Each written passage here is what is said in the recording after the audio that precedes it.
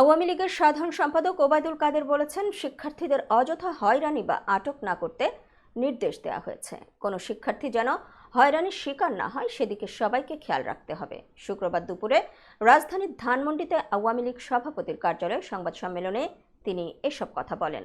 ওবায়দুল কাদের আরও বলেন, শিক্ষার্থীদের মূল দাবি সুরাহা হয়েছে। শিক্ষার্থীরা কোনো অবস্থাতেই সরকারের প্রতিপক্ষ নয়। আদালতের নির্দেশনা অনুযায়ী সরকার প্রজ্ঞাপন জারি করেছে।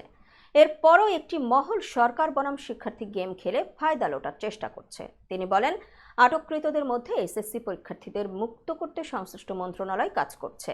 শিক্ষার্থীদের মূল দাবি আদায় হওয়ায় আশা করি তারা এখন শিক্ষার সুষ্ঠু পরিবেশ ফিরিয়ে আনার স্বার্থে ঘরে ফিরে যাবে। আওয়ামী লীগের সাধারণ সম্পাদক আরও বলেন, প্রতিটি হত্যার বিচার বিভাগীয় তদন্তে তাদের আওতা বাড়ানো হয়েছে। এখন কমিশনে ৩ জন বিচারপতিকে দায়িত্ব দেওয়া হয়েছে। প্রধানমন্ত্রী শেখ হাসিনা নিহতদের পরিবারের প্রতি গভীর সমবেদনা জ্ঞাপন করেছেন। অনেক পরিবারকে আর্থিক সহায়তা প্রেরণ করেছেন। আহতদের চিকিৎসার খোঁজ খবর নিয়ে চিকিৎসার নিশ্চয়তা প্রদান করেছেন।